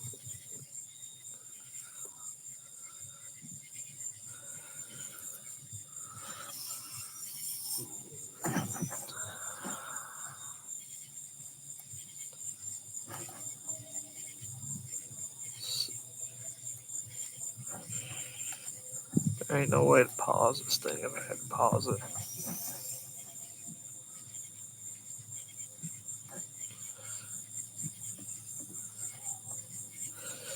Yeah, I mean, it took me a little while to get used to peppery Texas style barbecue, but now that's all I prefer, man, to be honest with you. Back when I first started out in this stuff, I used stuff like Tex Joy and all that kind of stuff. No doubt. No doubt.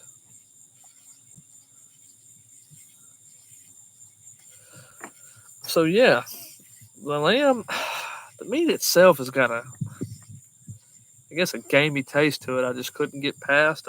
This may sound dumb, but you know how you get that smell from lamb and goats from that stinky goat smell. That's what I tasted in the freaking meat. So I done reverse seared lamb chops, and I smoked a rack of lamb and all that. And I just after about the 4th time I gave up on lamb, man. I just didn't acquire a taste for it.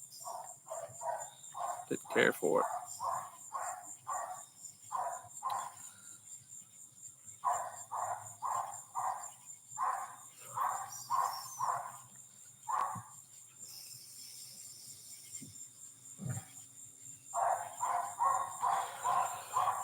All right, guys, I'm gonna have to jump up off of here for a little bit. I might hop back on here in a little bit, but I've got to start managing this.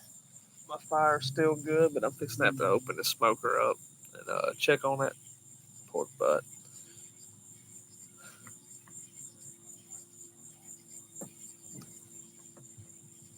Yeah, that ribeye steak on the shovel. So I was on Guga's channel the other day watching that crap, and I seen him cooking a dead gum steak on a shovel, and I was like, man, freaking reaching for views, ain't you? But you know what? Screw it, I'll try it.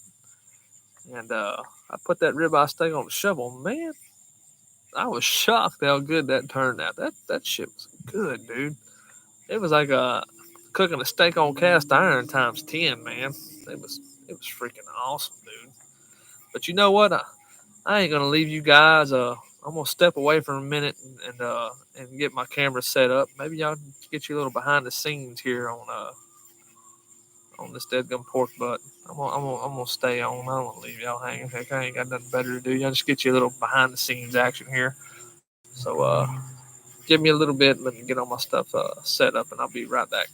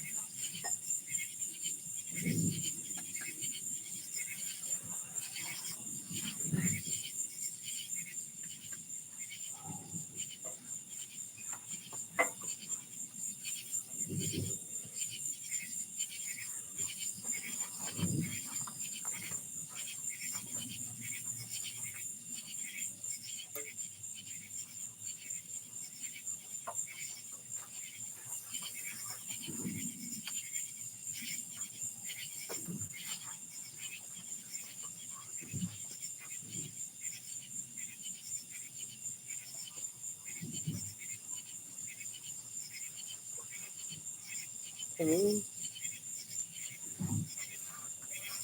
on. Nope, I'm not getting no mic. What's up?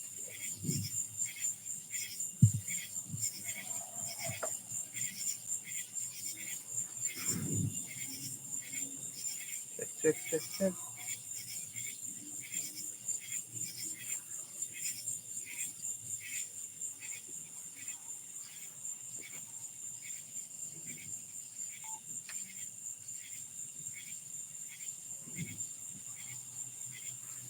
All right, guys.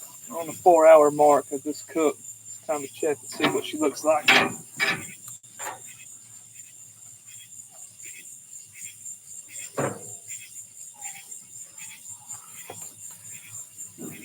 You can see the bark is set. Everything's looking real nice. Nothing's burning. It's looking like it's supposed to be. Let me get you a close up of it here.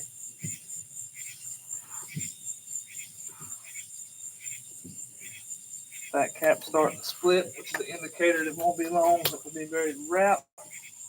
That is rendering up on top, which is good. I'm going to go ahead and rotate this. The bone facing toward the fire. Let that side catch some of that heat. Bone facing toward the fire. So we'll come back and check this in about 2 hours and see where we're at on internal temp. We don't want to bring this to 200 like a brisket, since I'm going to rest it overnight. We're going to slice it. Pork butt's not quite the same. If you make it 200, it'll be shredded parts. We want it to have a little bit of give. So we'll check it for internal temp here in about 2 hours and see if we're at that 180, 185 is about where I want this to be at for slicing purposes. So I'll bring you guys back here in a little bit.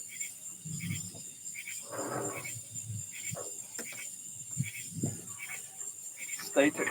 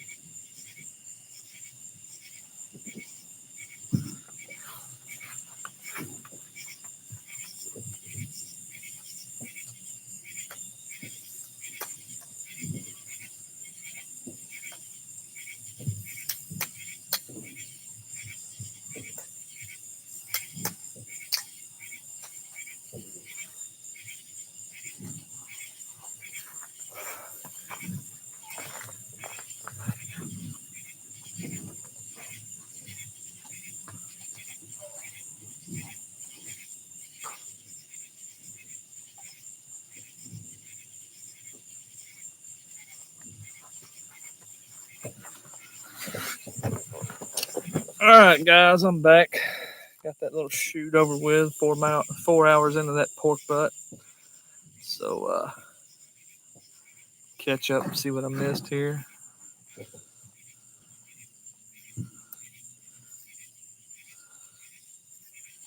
see.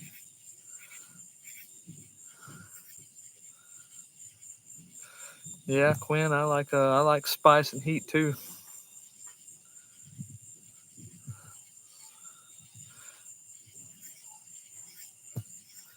Yeah, that smoker, it's not bad. It's not bad. I can do probably about 8 to 10 briskets on it at one time, but I definitely want bigger for sure.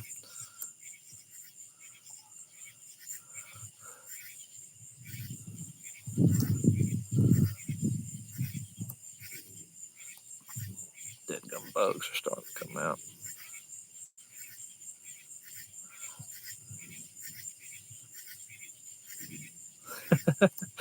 Mike G, he's multitasking. I hear you. No, to be honest with you, no, I don't have much feeling in my hands from welding and touching hot meat and stuff. I've got a high tolerance for heat in my hands, so I don't. No, I don't have none. Asbestos chef hands. Nah, I ain't never dealt with no asbestos in my life, so I think I'm good there. Not that I know of. That's my employer lied to me. Awesome smoker. Thank you, thank you. Rum and Coke is your poison. So I don't blame you. That's a pretty good combination. And Mike G, nice. Yep, that's nice. Damn, I only got one guy on here.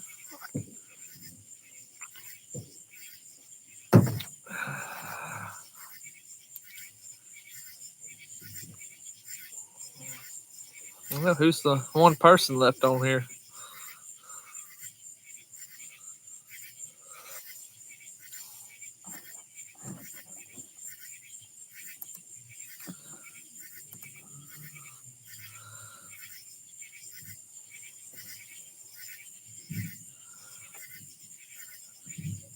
Panchucko, it's just me and you, dude. Guess I'm saying that right. Damn, people are blowing up some fireworks around here. It sounds like World War III. Oh, Mike G's back. Oh, Mile High's back too. Now we got 3 up on here. What? 3 people? 3 people? I guess my camera keeps kind of cutting in and out, man. The contrast is kind of screwed up. I need to invest in a good web camera. Definitely need to invest in that. I'll be right back. I'll feel the manage this fire.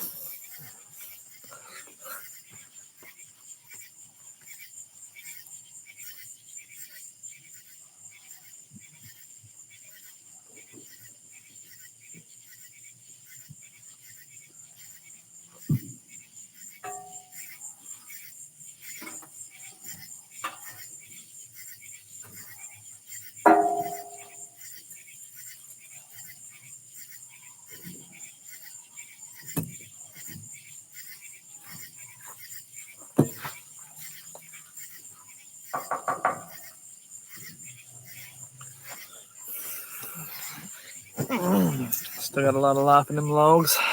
Never left. It was saying I had one on there for a second. I was like, man, what the hell, man? Dog is hiding. Yeah, all my dogs, they get pretty scared about fireworks and all that stuff too. They're probably off hiding somewhere. I got too many of them. Get those view hours. Yeah, that's right, man. That's what's up. Gotta get them watch time up. Gotta get that watch time up, no doubt. Man, them are some bright effing lights, man. Shit. Gonna get a daggum tan out here at nighttime.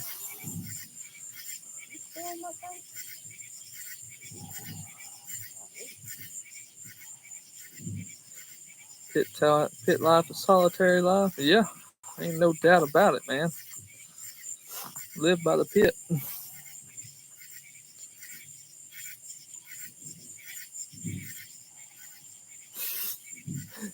Sound like a sparkler bomb just went off.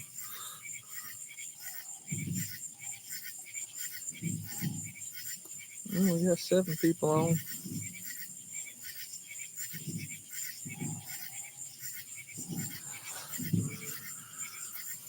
What else y'all want to know? Let's hear some questions, man. What y'all got? I know somebody wants to know some more stuff. Book of open knowledge right here just for you guys. Yep, you're right. Nobody bothers you except for your old lady. She'll come out here and ask you if you're still up on here, like she just did me. But other than that, yep, peaceful. Out here in East Texas, there ain't no lights, so I can look up in the stars, and it's beautiful. So yeah, these overnight cooks are good stuff. And I used to do overnight cooks all the time until I started learning that you can rest your stuff in the oven overnight. Cook during the day, sleep at night. So then I started going that route. Yeah, got a dead beetle on me. Well, go on, guy.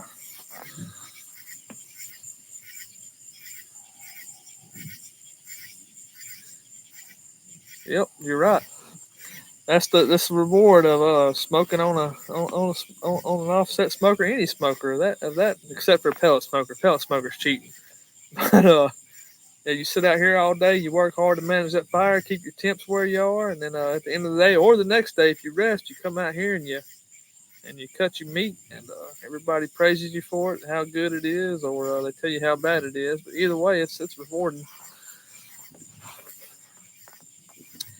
So spritzing, I'm not a big fan of spritzing unless I just absolutely have to spritz. If you keep your fire and you run your fire low and slow, there's no need to spritz, man. I used to think that you had to spritz all the time, but you don't have to spritz. If you keep that fire low and slow, and if you got an edge that's getting dark, what I personally like to do is full tip. You full tip it, it'll protect it. But spritzing just takes longer for your bark to set, and you're not gaining nothing by it. So I don't really spritz. That's just my opinion on it. Other people got other opinions, but that's my opinion on it.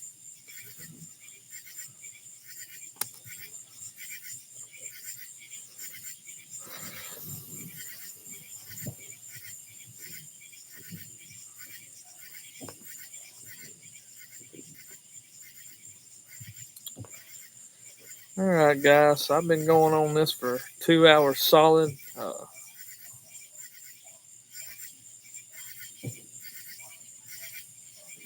Yeah, yeah, you're right on that. You're right on that. So, yeah, if you're opening up that pit every 30, 45 minutes of spritzing, man, it's going to take a lot. I know from experience it's made some cooks longer. And through experience, if you got a low and slow fire, you don't have to spritz. You don't have to open that lid up. I went 4 hours without looking at this pork butt. When y'all see me shoot that video just now, that was the first time that I looked at this pork butt. I mean, you don't need to do all that. You don't need to open that firebox all the time. I mean, that cook chamber door all the time and spritz. It's a waste of time unless you're running a wildfire. Then it's warranted.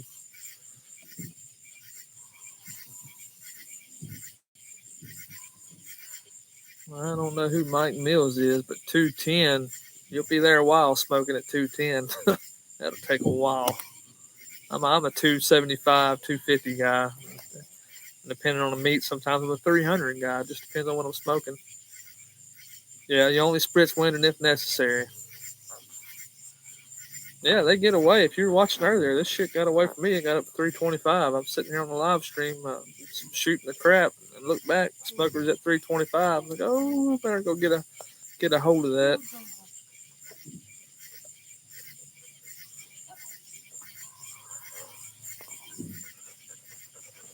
Yeah, pork butt's easy. It's forgiving. That's why I'm doing it. I got my dogs right here. Want me to pet them. All right, guys. So I've been on here for almost 2 hours. I got to get some other stuff set up for another shoot and manage the fire and all that. But I may hop back on here a little bit later. But I got to tend to some other things. Appreciate everybody tuning in, and don't be afraid to go smoke a brisket, man. Y'all, you know that was Frederick Rowe on there. Don't be afraid of nothing. Y'all can barbecue, dude. Trial and error.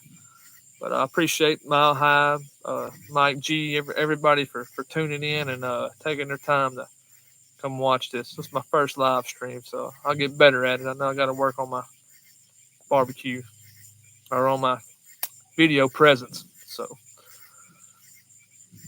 all right, guys, y'all take it easy, and I may hop back on here in a little while when I get bored later on tonight. So, y'all go smoke something, man. Peace out, man. Thank you. Pancheco. Later, dude.